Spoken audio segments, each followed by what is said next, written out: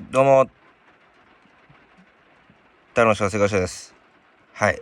今日ですね、ちょっといつもと趣向を変えまして、はい。タイトルの通りなんですが、めちゃくちゃいい猫の名前を思いついたんですよ。うん。で、前々から、考えてたんですけど、僕、いつも行く公園に猫がいて、いわゆる地域猫で、その猫につけようと思ったんですけど、よく考えたらもう多分名前あるんですよね。ご飯あげてる人いるんで、その人が多分つけてると思うんですよ。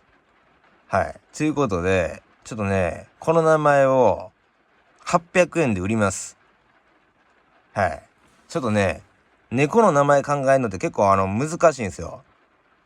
猫の名前って言っても何でもいいってわけじゃなくて、なんていうかな。人間みたいな名前つけるのもなんかおかしいじゃないですか。猫にユうスケとかさ、なんかつけてる人いますけど。なんかね、やっぱ猫は猫っぽい名前じゃないと、でも、こう、オリジナリティを出しつつ、その猫の範囲の中でね、で、なんと言ってもね、動物病院で登録するんですよね、名前って。何々、飼い主何々さんの何々ちゃんって。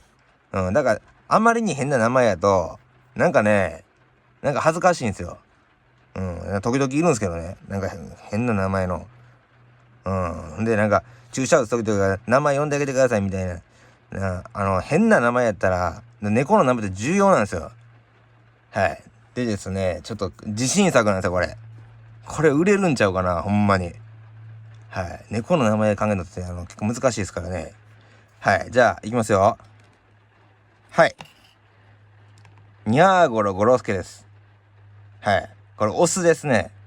オスで、名字付きなんですよ。にゃーごろ。姓はにゃーごろ、名はごろすけ。にゃーごろごろすけです。はい。このね、ゴロゴロが、特徴なんですよ。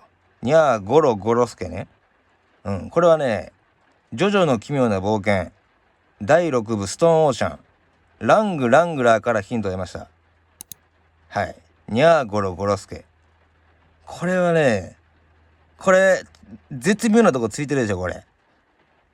ゴロスケ、動物病院とかでゴロスケちゃんって言っても、あんま違和感ないし、いや、これ結構売れるんちゃうか？ 800 円で。それは800円の価値あるかな。猫の名前って一生もんですからね。頼む、売れてくれ。はい。先着1名様で、勝手に使っちゃダメですからね。それは認めないんで。はい。ちゃんと買って、800円ってスーパーサンクスね。